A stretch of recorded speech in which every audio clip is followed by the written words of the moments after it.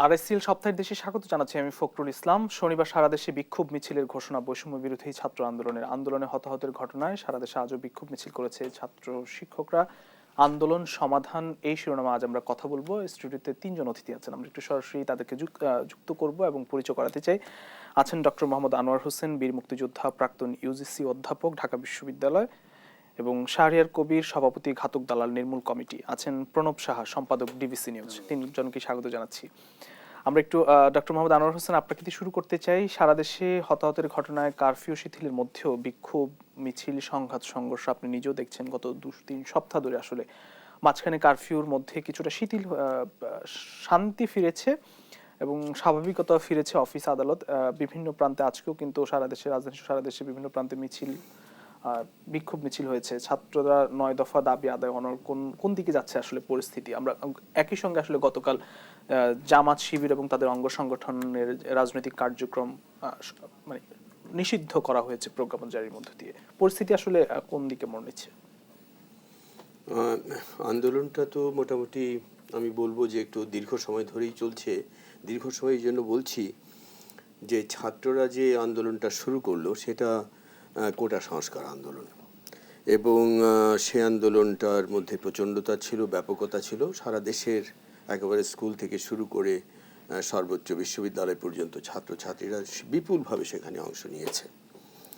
এখন কোটার ব্যাপারটা তো আমাদের সুপ্রিম কোর্টের অ্যাপিলেট ডিভিশন থেকে একটা রায় এলো এবং তারপরে সরকারি প্রজ্ঞাপন হলো।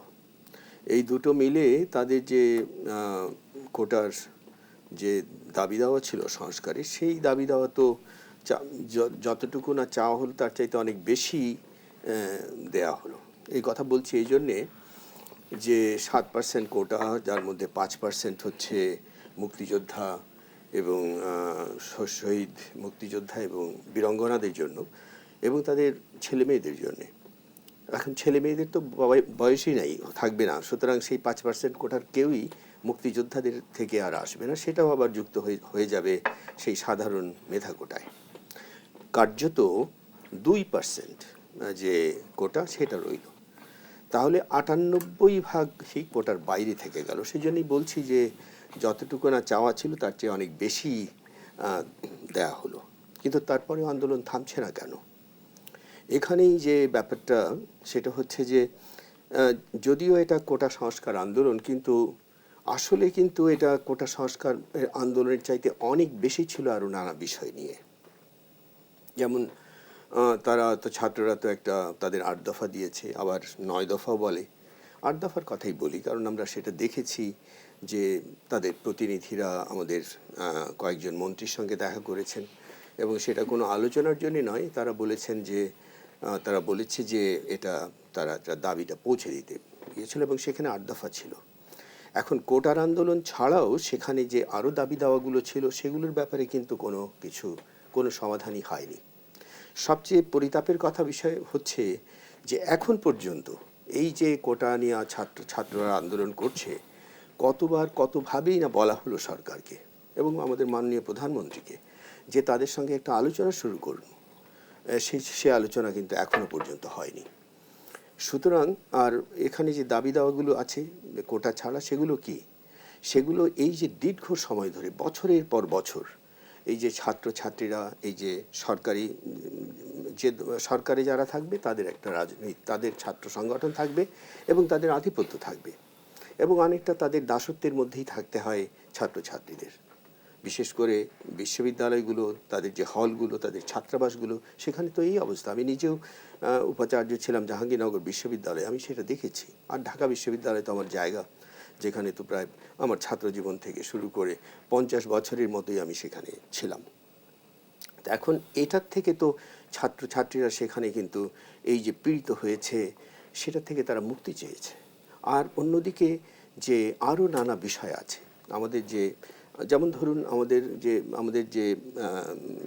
আমাদের এত লম্বা সময় একটা মুক্তিযুদ্ধের পক্ষের সরকার আছে, এখানে একটা কোনো সুষ্ঠু নির্বাচন নাই। 2008 সালে একটা নির্বাচন হয়েছিল এবং বিপুলভাবে মানুষ এই বঙ্গবন্ধু কন্যা শেখ হাসিনার যে নেতৃত্বাধীন সরকার সেখানে ভোট দিয়েছিল, কিন্তু তারপরে তো 3টা নির্বাচন কোনো ভোট ছাড়াই সেখানে সরকার হলো। এর পরেরটা যে 14 সালে সেখানে যেরকমভাবে জ্বালাও পোড়াও শুরু করেছিল বিএনপি জামাত, এবং সেখানে 151টা আসন, সেখানে কোনো বিনা প্রতিদ্বন্দ্বিতা, এবং 147টা সেখানেও খুব বেশি ভোট হয় নাই, কিন্তু সাধারণ মানুষ সেটা মেনে নিয়েছে যে এই অবস্থায় এই নির্বাচনটা করতে হয়েছে। কিন্তু তার পরের দুটো নির্বাচন কোনো কিছু হয়নি। আমি নিজেই সর্বশেষ যে নির্বাচন সেখানে স্বতন্ত্র প্রার্থী হিসাবে নির্বাচন করেছি এবং দেখেছি ভোট কেন্দ্রে মানুষ নাই, কিন্তু ভোট তো হয়ে গেছে। সুতরাং এই যে আমি বলছি, এই যে বিষয়গুলো, এগুলো মানুষকে পীড়িত করে, এবং একটা মানুষের, সাধারণ মানুষের একটা, যে কোনো জায়গায় কেউ কথা বলে না, চুপচাপ থাকে, কেউ প্রকাশ করে না, বোবা হয়ে গেছে সবাই। তো এখন এই যে অবস্থাটা, এই অবস্থা থেকে তো মুক্তি চায় মানুষ। এই যে একটা দেখুন, এই যে কোটার ব্যাপারে সাধারণ মানুষের কি কোনো দাবি আছে? সেখানে কিছুই নাই। তারপরেও মানুষ এটাকে সমর্থন করছে কেন? এটার কারণটা হচ্ছে যে এই যে ছাত্রছাত্রীরা নেমে এসছে একটা প্রচণ্ডতা নিয়ে, সেটার মধ্যে সেটাকেই সমর্থন করছে। যদিও মানুষের কত ক্ষতি হচ্ছে লাইনের, সেখানে আমি সিএনজির মালিককে, যারা চালাচ্ছে, ড্রাইভারকে জিজ্ঞেস করেছি। আমাদের কোটা সংস্কার হয়েছে, এখন বাকি যে দাবি বা এই যে তাদের যে বৈষম্য, এসব বিষয় সমাধানের পথ দেখেন কিনা? হ্যাঁ, অবশ্যই দেখি, এটার একমাত্র পথ। আমি সেই 9 তারিখে সেখানে আমি একটা টিভিতে একটা প্রোগ্রামে আমি সরাসরি আমাদের মাননীয় প্রধানমন্ত্রীকে বলেছি, আপনি সেই আমাদের যে আপনার যে প্রধানমন্ত্রীর কার্যালয়, সেখানে ডাকেন সবাইকে। এই যে কোটার যে যারা আছে, শুধু ঢাকার কোটার সমন্বয়কারী না, সারা বাংলাদেশে যারা, এবং সেখানে তাদের মেয়েরা যতটুকু, ছেলেদের, তাদের সেখানে ডাকুন, আপনি তাদের কথা শুনুন এবং আপনার কথা বলুন। মোট কথা হচ্ছে একটা ডায়ালগ। সেই ডায়ালগটা হলো না। মাঝখান দিয়ে যেটা হলো, ওবায়দুল কাদের সাহেব তিনি বললেন যে আমরা তো সেই সব কথা শুনেছি বিএনপির সময়ে, যে ছাত্রদলই সব করে দেবে। এখন তিনি বললেন, আপনার কাছে আমি আসবো একটু, আমি একটু যেতে হবে শাহরিয়ার কবির, সভাপতি খাতুক দালাল নির্মূল কমিটি, আপনার কাছে আসলে। আমি প্রাক্তন সভাপতি এখন না। জি, প্রাক্তন সভাপতি। গতকাল প্রজ্ঞাপনের মাধ্যমে জামাত শিবির, তাদের অঙ্গ সংগঠন, রাজনৈতিক কার্যক্রম এবং দলটিকে নিষিদ্ধ করা হয়েছে। এর আগে কিন্তু আপনি জানেন যে তাদের যে নির্বাচন কমিশনের যে নিবন্ধন, সেটিও বাতিল করা হয়েছে 2013 সালে হাইকোর্টের মাধ্যমে। তার মধ্যে দিয়ে আসলে গত কয়েকদিন ধরে আসলে যে শান্ত পরিস্থিতি, তার মধ্যে আজকে আবার একটু অশান্ত হয়ে উঠলো। আসলে কোন দিকে যাচ্ছে? একদিকে জামাত নিষিদ্ধ করা, সবকিছু আপনাদেরও দাবি ছিল সেটি। দেখুন, জামাত শিবির নিষিদ্ধ করা হয়েছে, এটা এমন না যে অনেকে বলছেন কোটা আন্দোলনটাকে ডাইভার্ট করার জন্য এটা করা হয়েছে, এটা মোটেই না। আমরা 33 বছর ধরে জামাত শিবিরের এই ধর্মাশ্রয়ী রাজনীতি, সন্ত্রাসের রাজনীতি, এটা নিষিদ্ধ করবার জন্য আন্দোলন করছি, যুদ্ধাপরাধীদের বিচারের জন্য আন্দোলন করছি, মুক্তিযুদ্ধের চেতনা বাংলাদেশ করার জন্য আন্দোলন করছি। এবং আমাদের সমাবেশেও, একাধিক সমাবেশে, তখন আজকের প্রধানমন্ত্রী শেখ হাসিনা বিরোধী দলের নেতা ছিলেন, একাধিক সমাবেশে তিনি বলেছেন ক্ষমতায় গেলে তিনি যুদ্ধাপরাধীদের বিচার করবেন এবং জামাত, ফ্রিডম পার্টি, তখন শিবির অতটা ছিল না, ফ্রিডম পার্টির রাজনীতি নিষিদ্ধ করবেন। তো প্রথমবার তিনি বঙ্গবন্ধু হত্যার বিচার করেছেন, দ্বিতীয়বার ক্ষমতায় এসে যুদ্ধাপরাধীদের বিচার শুরু করেছেন। জামাত নিষিদ্ধটা অনেক আগেই করা যেত, করা উচিত ছিল, কিন্তু সেটা দেরিতে হলো, করেছেন। আমরা প্রধানমন্ত্রীকে এর জন্য স্বাগত, ধন্যবাদ জানিয়েছি। এবং এটাও আমরা কিন্তু বলেছি যে আগে জামাতের অবস্থা যতটা ছিল, আমরা যখন নির্মূল কমিটি করি তখন জামাত খুবই দুর্বল একটা সংগঠন, এমন কোনো তাদের শক্তি ছিল না। কিন্তু দীর্ঘকাল বিএনপির সঙ্গে ঘর করে তাদের মন্ত্রী হয়ে এবং ক্ষমতার অংশীদার হয়ে জামাতের একটা বিশাল নেটওয়ার্ক তৈরি হয়েছে, এটা অস্বীকার করা যাবে না। সাংগঠনিক বলুন, তাদের অর্থনৈতিক একটা বিশাল সাম্রাজ্য, এটা প্রফেসর আবুল বারকাতের গবেষণা আপনারা দেখেছেন। এবং সেই 10 বছর আগে তিনি লিখেছিলেন যে 2000 কোটি টাকা নেট মুনাফা শুধু বাংলাদেশ থেকেই তারা, তাদের ব্যবসায়িক প্রতিষ্ঠানগুলো থেকে তারা আয় করে। বাইরের টাকা তো আছে, মধ্যপ্রাচ্যের টাকা আছে। আমার একটা প্রামাণ্যচিত্রে সৌদি গবেষক ডক্টর ইরফান আলাভি বলেছিলেন 2008 সালে জামাত ইসলামী এবং মুসলিম ব্রাদারহুডকে মধ্যপ্রাচ্য থেকে 50 বিলিয়ন পাউন্ড দেওয়া হয়েছিল, শুধুমাত্র ফোকাসিং অন সাউথ এশিয়া, দক্ষিণ এশিয়ায় তাদের নেটওয়ার্কে খরচ করবার জন্য। তো জামাতের এই যে শক্তি, আর্থিক শক্তি, এটাকে খাটো করে দেখার কোনো সুযোগ নেই। তাদের শত শত এনজিও রয়েছে। মুজাহিদ যখন সমাজ কল্যাণ মন্ত্রী ছিলেন বিএনপির আমলে, জামাত বিএনপি শাসন আমলে 2001 সাল থেকে 2006 সালে, তিনি বলেছেন যে তিনি 500-র মতো এনজিওকে তিনি রেজিস্ট্রেশন দিয়েছেন, এগুলো ইসলামিক এনজিও, জামাতের এনজিও। জামাতের শিক্ষা প্রতিষ্ঠান যদি বলেন, বহু শিক্ষা প্রতিষ্ঠান, আগে তারা মাদ্রাসা করতো, এখন তারা ইংলিশ মিডিয়াম স্কুল করছে, কিন্ডারগার্টেন থেকে শুরু করে ইউনিভার্সিটি করছে। মানারাত একটা নিজামীর স্ত্রীর একটা ছোট কিন্ডারগার্টেন স্কুল ছিল, সেই মানারাত এখন একটা বিশাল বিশ্ববিদ্যালয়। তো শত শত এরকম শিক্ষা প্রতিষ্ঠান, ছোট বড় মাদ্রাসা মিলিয়ে তার সারা দেশে আছে, যেখান থেকে জামাতের রিক্রুটমেন্ট হয়। অর্থায়ন হয়, জঙ্গিদের অর্থায়ন হয় তাদের বাণিজ্যিক সংস্থাগুলো থেকে। এবং এগুলো আছে। আরেকটা যেটা হচ্ছে তাদের যে আন্ডারগ্রাউন্ড নেটওয়ার্ক, জঙ্গি যেগুলো বলুন, জামাত বিএনপির আমলে 125টা তো তালিকা তখন করেছিলাম, আমাদের সর্বশেষ শ্বেতপত্রে আমরা 139টার তালিকা আমরা দিয়েছি। বেশিরভাগ জঙ্গি সংগঠন প্রত্যক্ষ বা পরোক্ষভাবে জামাতের সঙ্গে যুক্ত। এরা জামাতেরই রাজনীতি, ওই যে মওদুদিবাদ যেটা বলে, যে রাজনীতি ধর্মের নামে যে কোনো সন্ত্রাসকে বৈধতা দেয়, 71-এ গণহত্যাকে বৈধতা দিয়েছে, নারী ধর্ষণকে বৈধতা দিয়েছে, সেই একই রাজনীতি, যে শরিয়া ভিত্তিক রাষ্ট্র করতে হবে, ইসলামিক হুকুম চালু করতে হবে, মানবরচিত সংবিধান তারা বিশ্বাস করে না। তো এই যে শক্তি জামাতের, এই শক্তিটাকে আমরা বলেছি, কিন্তু সরকার সবসময় এটাকে আন্ডারমাইন করেছে, এটাকে দেখেনি তারা। এবং জামাতের পাশে বিএনপির মতো একটা বিশাল একটা দল রয়েছে, তারা জামাতকে এখানে শুধু পুনঃপ্রতিষ্ঠিত করেনি, তাদের যে এই যে আর্থিক সামাজিক যে ভিত্তিটা তৈরি করবার ক্ষেত্রে বিএনপির তো একটা বিরাট মদত রয়েছে। এবং জামাত যখন সরকারের শরিক ছিল, এই কাজগুলো তারা করেছে। তো এই ব্যাকল্যাশটা আসবে, এটা আমরা আশঙ্কা আগেই করেছিলাম। এবং যেদিন নিষিদ্ধ করা হলো, পরশুদিনও অনেকগুলো টেলিভিশনে আমি এই কথাই বলেছি, সরকারকে এখন প্রস্তুত থাকতে হবে, প্রত্যাঘাত আসবে। এখন প্রত্যাঘাতটা আমার কাছে যেটা খুব মানে নিষ্ঠুর একটা হিসেবে মনে হচ্ছে, কোটা আন্দোলন যারা করছে আমাদের সন্তানরা করছে। এই যে কালকে দেখলেন যে দেখলাম আওয়ামী লীগের একজন শীর্ষ নেতা আব্দুর রাজ্জাক, তার ছেলে কোটা আন্দোলন সমর্থন করছে, সেজন্য ছাত্রলীগের ছেলে হয়ে গেছিল। এখানে আমাদের ছেলেরা আছে এবং তাদের দাবিটা ন্যায়সঙ্গত। ডক্টর আনোয়ার হোসেন যেটা বললেন, অত্যন্ত ন্যায়সঙ্গত দাবি এটা। এই যে এত কোটা কেন থাকবে যেটা পূরণ হচ্ছে না, সরকার তো 18 সালে এটা সবটুকু কোটা বাতিল করে দিয়েছিল। তবে যেটা এখন যেটা দাঁড়িয়েছে, না এই সংস্কার কোটা আন্দোলনকারীরাও চায়। জটিল হচ্ছে কিনা, মানে নাকি সমাধানের দিকে যাচ্ছে, আপনার কাছে কি মনে হয়? না, সমাধান আছে যদি আমরা বাংলাদেশটাকে আমাদের সামনে দেখি। এখানে সরকার পতনটা মুখ্য বিষয় নয়, শেখ হাসিনা ক্ষমতায় থাকলেন কি থাকলেন না, বিষয়টা এখন সেখানে নেই। মুক্তিযুদ্ধের বাংলাদেশ থাকবে কি থাকবে না, আমাদের সামনে এখন এইটা প্রধান হয়ে দাঁড়িয়েছে। এটা কি মোল্লা উমরের আফগানিস্তান হবে, জিয়াউল হকের পাকিস্তান হবে, না মুক্তিযুদ্ধের বাংলাদেশ হবে, যার জন্য আমরা যুদ্ধ করেছিলাম, 30 লক্ষ মানুষ জীবন দিয়েছে। আপনার কাছে আমি আসবো, আমি একটু জনাব প্রণব শাহ আপনার কাছে আসতে চাই। আজকে পর্যন্ত আমরা পরিস্থিতি যা দেখলাম, মাঝখানে কারফিউ এবং কারফিউর কারণে কিছুটা শান্ত ছিল, আজকে আবারও বিক্ষোভ করেছে, ছাত্র শিক্ষক নেমেছে। পরিস্থিতি কি একটু জটিলের দিকে যাচ্ছে না সমাধানের দিকে যাচ্ছে? মোটেও সমাধানের দিকে যাচ্ছে না। প্রথমত এটা একদমই পরিষ্কার করে বলে যায়, কারণ যেটা আমাদের সদ্য শাহরিয়ার কবির বললেন, দেখেন যে প্রত্যাঘাত আসবে, সেই প্রত্যাঘাত কি হয়েছে আজকে এখন পর্যন্ত খবর হলো যে একজন পুলিশ কনস্টেবল মারা গেছে খুলনাতে। এখন পর্যন্ত খবর হবিগঞ্জে একজন শ্রমজীবী মানুষ মারা গেছে। আওয়ামী লীগের এমপির বাসায় ভাঙচুর করা হয়েছে জাহির হবিগঞ্জে।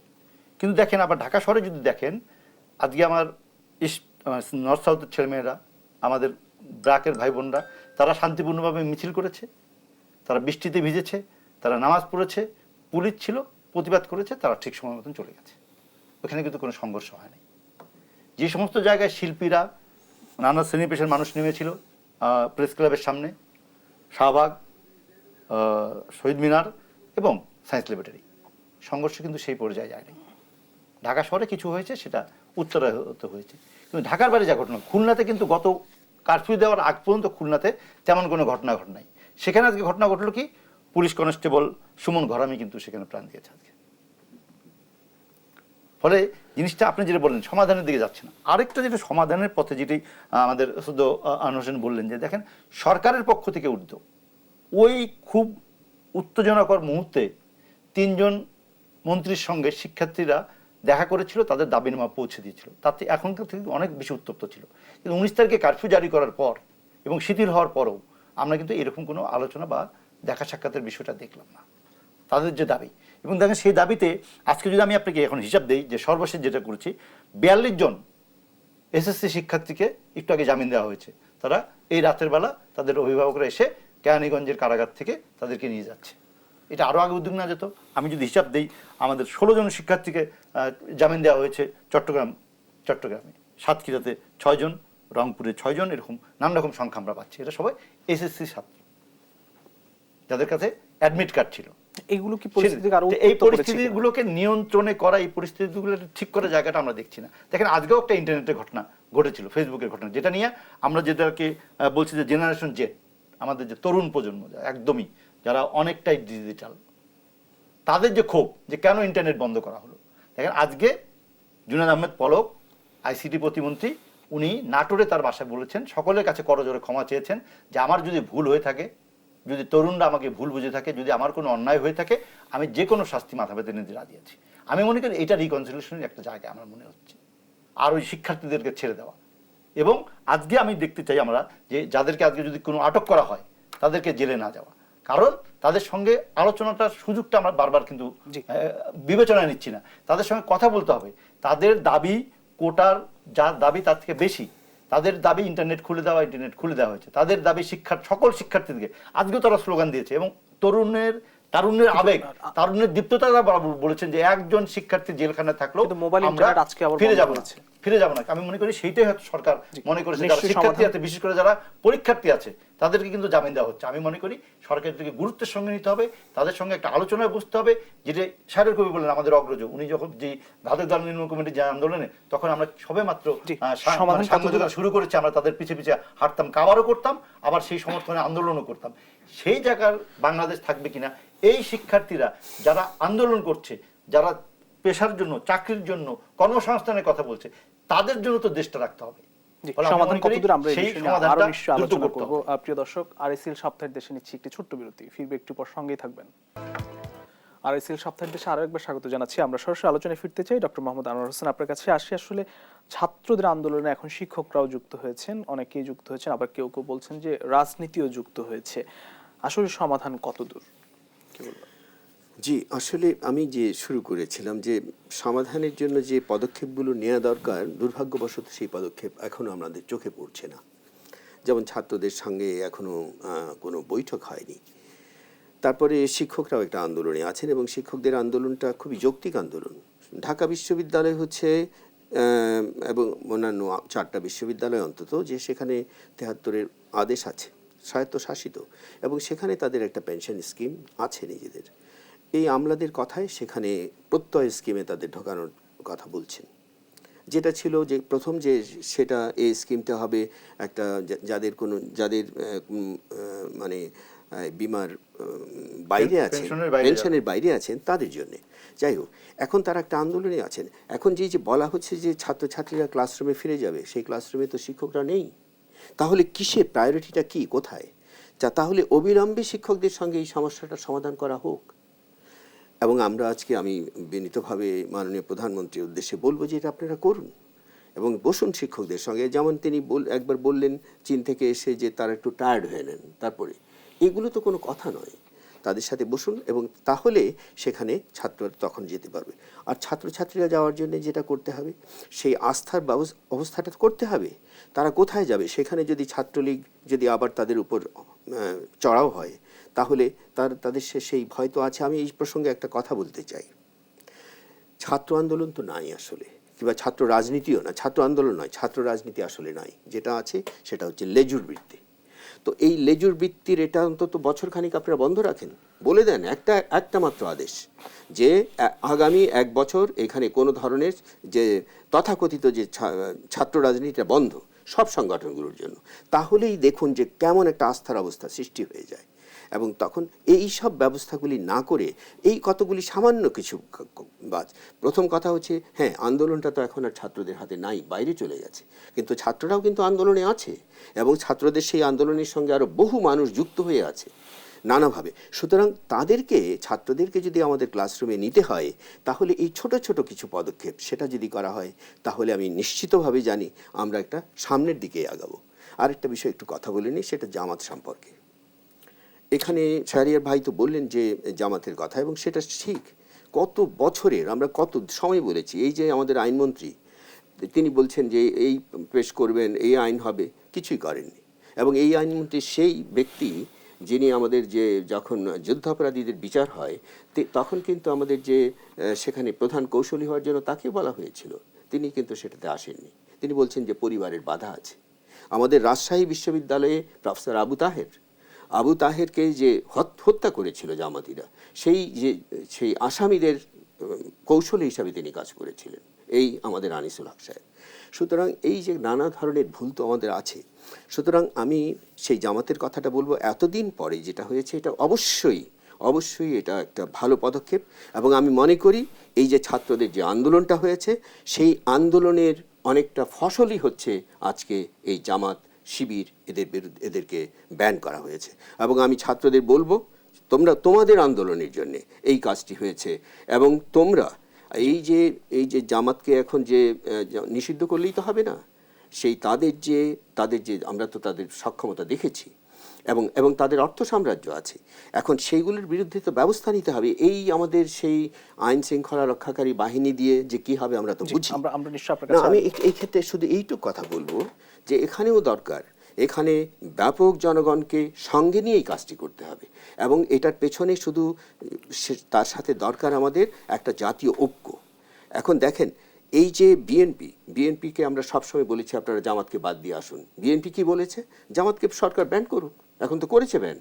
সুতরাং আজকে সেই সুযোগটা হয়েছে একটা বৃহত্তর পরিসরে আমাদের একটা জাতীয় ঐক্যের, এবং সেভাবেই কিন্তু আমরা এই যে শুধুমাত্র ব্যান করা তো না, এটার যে একটা যেটা দিয়ে আমরা বাংলাদেশকে নিরাপদ করতে পারি এবং সত্যিকার অর্থেই তাদেরকে নিষ্ক্রিয় করে দিতে পারি, সেই কাজটি আমরা করতে পারি। নিশ্চয়ই আমরা একটু যেতে চাই শাহরিয়ার গ্রুপ আপনার কাছে। আসলে জাতীয় ঐক্যের কথা বললেন ডক্টর মোহাম্মদ আনোয়ার হোসেন, এবং আতঙ্ক কিন্তু এখনো আছে, সে আতঙ্ককে আরো বেশি বাড়ছে না সমাধানের দিকে যাচ্ছে? একটু দুটো বিষয় যদি। সংলাপের কথা যদি বলি, একটা সংলাপ এখন যারা কোটা সংস্কার আন্দোলনের যে ফেজগুলোকে আমরা সামনে দেখছি, সমন্বয়কারী বলছে, সমন্বয়কারী এখন মাত্র 6টা বা 7টা 8টা নাম দেখি।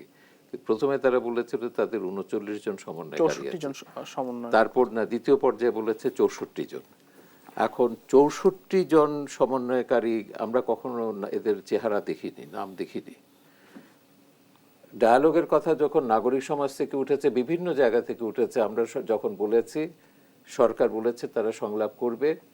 এক পর্যায়ে ওবায়দুল কাদের তো ওইটা যেদিন ওদের যেতে হলো, ওরা বলেছে আমরা কোনো সংলাপে বসবো না, আমরা শুধু আমাদের দাবিগুলো জানাতে পারি। তারা মন্ত্রীদের কাছে যখন প্রাইম মিনিস্টার সংলাপের জন্য রেডি ছিলেন, ওবায়দুল কাদের বলেছে যে আমাদের গণভবনের দরজা খোলা আছে, তারা যখনই আসবে বিশেষ ব্যবস্থা করা আছে, রাত 2টো পর্যন্ত প্রধানমন্ত্রী অপেক্ষা করবেন সংলাপের জন্য। ছাত্ররা বলেছে আমরা সংলাপ করব না, আমরা দাবিগুলো দিয়ে আসব। দাবি তো মন্ত্রীর কাছে দেওয়ার দরকার নেই, প্রেস রিলিজ দিলেই তো দাবি জানা হয়ে যাচ্ছে, খবরের কাগজে আসবে দাবি। এখন সংলাপ করব না মানেটা কি? এই আন্দোলনের কি তারা কি আন্দোলনটার একটা যৌক্তিক সমাধান চেয়েছে, নাকি তারা একটা সংঘাত চেয়েছে? যে কোনো আন্দোলন, ন্যায়সঙ্গত আন্দোলন। আপনাকে আমি ব্রেকের মধ্যে বললাম, ব্রেকের সময় আপনাকে বলছিলাম যে গণ আদালত যেদিন আমরা করলাম, তার ঠিক পরদিন প্রধানমন্ত্রী খালেদা জিয়া বললেন গণ আদালতের নেতাদের সঙ্গে তিনি কথা বলবেন। আমি নাসিরউদ্দিন ইউসুফ দুজন আমরা গেলাম ওনার সঙ্গে কথা বলতে।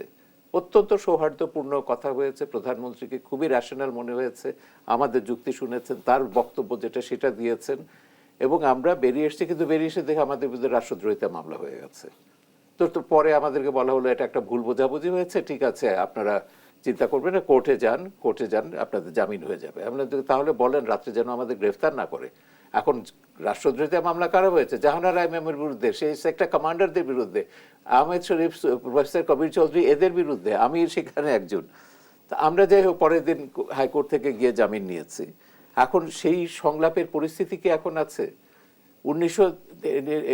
আমাদের গণ আদালত করলাম 1992 সালে। 93 সালের সেপ্টেম্বরে রাজশাহীতে ছাত্র দলের একজন নেতাকে ছাত্র শিবিরের এরা খুন করলো। ছাত্র দলের যিনি এসেছিলেন নেতার যে মা, তিনি জেলেনা খাতুন, সাতক্ষীরাতে বিএনপির একজন নেত্রী। এর পরদিন, আমার মনে আছে 19 সেপ্টেম্বর বোধহয়, এর পরদিন পার্লামেন্টে সরকারে বিএনপি, বিরোধী দলে আওয়ামী লীগ, সরকার এবং বিরোধী দল দুই দলের এমপিরা দাবি করলেন জামাত একটা সন্ত্রাসী সংগঠন, জামাতের রাজনীতি নিষিদ্ধ করতে হবে। এই পার্লামেন্টের 19-20 তারিখের মিটিং প্রসিডিউর আমার বইতে আছে, পার্লামেন্টের প্রসিডিংয়ে দেখবেন সেই দিন একটা জাতীয় ঐক্য হয়েছিল। সেখানে মেজর হাফিজ থেকে বিএনপির মুক্তিযোদ্ধারা বলেছেন এই সন্ত্রাস দেখার জন্য আমরা মুক্তিযুদ্ধ করিনি। আজকে বিএনপির সেই মুক্তিযোদ্ধারা কোথায়? কেন তারা জামাতকে লেজিটিমেসি দেবেন? তারা বলতে পারে যে কি না, এ তো দূরত্ব তো তৈরি হয়েছিল। গত বছর দেখুন, গত কয়েক বছর ধরে বিএনপিও বলেছে ইলেকশনের সময় থেকে না, জামাতের সঙ্গে আমরা একজোট হব না, জামাত আলাদা করবে, আমরা প্যারালাল হতে পারে, যুগপথ হতে পারে, জোট হবে না। ছাত্র আন্দোলনটা যখন শুরু হলো তখন মির্জা ফখরুল বললেন জামাত বিএনপি একসঙ্গে আন্দোলন করবে সমমনার সব ইসলামী দল নিয়ে। এখন তো জামাত ব্যান্ড হলো। এখন ব্যান হলো, এটাই যেটা ডক্টর আনোয়ার হোসেন বললেন, ঠিক আছে, এখন সংলাপের দরজা উন্মুক্ত হয়েছে। বিরোধী দল যদি সংলাপ চায়, ডেফিনেটলি প্রধানমন্ত্রীকে সংলাপে বসতে হবে। কিন্তু কথা হচ্ছে সংলাপ তারা চায় কিনা। ছাত্ররা পর্যন্ত সংলাপে যেতে দেওয়া হয়নি তাদেরকে। জনাব প্রণব শাহ, আপনার কাছে একটু আসতে চাই 2 মিনিটের জন্য। একটু বলেন যে জাতীয় ঐক্যের কথা বলা হচ্ছে, সংলাপের কথা বলা হচ্ছে, তাহলে কি এই আমি প্রথমত দূর হবে জাতীয় কিনা? ঐক্য আলোচনা তার সবার আগে কিন্তু এই আন্দোলনটাকে আপনাকে স্থিমিত করতে হবে। জি, শিক্ষার্থীদের আমি মনে করি তাদের বিজয় অর্জন হয়েছে এবং একটা প্লাস। প্রথম বিজয় যে তাদের কোটাটা তারা তাদের মতন করে হয়েছে, তার থেকে বেশি হয়েছে। দ্বিতীয় প্লাস যেটা শাহরিয়ার কবির বললেন, যে এই আন্দোলনের একটা সুফল আমরা দেখলাম যে সরকার এত দাবি দেওয়ার পরেও যখন করে নাই, কিন্তু জামাত শিবিরকে তারা নিষিদ্ধ করলো এবং সেটা প্রজ্ঞাপন জারি হলো। তাহলে আমরা এই আন্দোলনের মাধ্যমে ওইটা পেলাম। তাহলে এখন তাদের যে সমস্ত দাবি আছে, বিশেষ করে কয়েকটি মন্ত্রীর বিরুদ্ধে তাদের একটা ক্ষোভ আছে, শিক্ষার্থীদের শিক্ষাঙ্গনে ফিরিয়ে নেওয়ার ব্যাপারে তাদের দাবি আছে এবং কারফিউ প্রত্যাহারের দাবি আছে। এই জিনিসগুলোর ব্যাপারে আমি মনে করি তাদের যথাযথ প্রতিনিধির কাছে কথা বলা উচিত। আমরা যদি 3 জন মন্ত্রীর কাছে তাদের দেখা করতে পারি, তারপরে কি এমন হলো যে তাদেরকে ডিবি অফিসে নিয়ে আপনি আটকে রাখলেন, যেটা যেন সুপ্রিম কোর্ট পর্যন্ত যেতে হলো এবং বিচারপতি অসুস্থ, আপনি ডিবির প্রধানকে সরিয়ে দিয়ে তাদেরকে বাসায় সসম্মানে। আমি আপনার কাছে আসবো এই বিষয় নিয়ে, কেন আগে করা হলো না? আমরা নিশ্চয়ই আরো কথা বলবো। প্রিয় দর্শক, আরএসএল সপ্তাহের দেশে নিচে আরো একটি বিরতি, ফিরবে একটু পর, সঙ্গেই থাকবেন। আবারও স্বাগত জানাচ্ছি আরএসএল সপ্তাহের দেশে। আমরা আবার আলোচনায় ফিরতে চাই। জনাব প্রণব শাহ, আপনাকে দিয়ে শুরু করি একটু। আজকে ওবায়দুল কাদের বলেছেন যে শিক্ষার্থীদের অযথা হয়রানি এবং আটক না করতে আইন শৃঙ্খলা বাহিনীর নির্দেশনা দিয়েছেন। এই অস্থিরতার আসলে শেষ কোথায়? শেষ কথা কি? আমরা মনে করি দ্রুত অস্থিরতা শেষ করা উচিত সরকারের পক্ষ থেকে উদ্যোগ নিয়ে।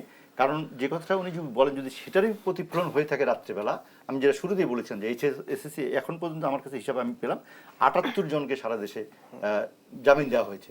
আমি মনে করি সেগুলো নিয়ে শিক্ষার্থীদেরকে, যারা যথার্থ আন্দোলনের মধ্যে ছিলেন, তাদেরকে আস্থায় নিয়ে তাদের সঙ্গে একটা যোগাযোগ স্থাপন করে যে তাদের সব কিছু হয়েছে, তাদের বাকি যতটুকু আছে শিক্ষা প্রতিষ্ঠান খুলে দেওয়ার ব্যাপারে সরকার কী ব্যবস্থা নেবে, এবং ইন্টারনেটও চালু হয়ে গেছে, আর কারফিউ ব্যাপারে কীভাবে সেটা তাদের সাথে কথা বলা, তাদের সঙ্গে যোগাযোগ করা এবং শিক্ষার প্রতিষ্ঠান খুলে দেওয়ার মাধ্যমে এই জিনিসটাকে স্যানিটাইজ করতে হবে। নাহলে কিন্তু যে আন্দোলন চলছে তার মধ্যে অনেক উপাদান যুক্ত হচ্ছে এবং তার মধ্যে কিন্তু পুলিশ নিহতও কিন্তু বাদ যাচ্ছে না, যেটা আজকে খুলনায় সিপাহী সুমন ঘরামি নামে একজন মারা গেছে। আমরা মনে করি এগুলো থেকে বন্ধ করার জন্য সরকারের উদ্যোগ নিয়ে এদের সাথে একটা যোগাযোগ স্থাপন করা উচিত, যাতে এই আন্দোলনটা আর বিস্তৃত না। অসংখ্য ধন্যবাদ জনাব শাহরিয়ার কবির।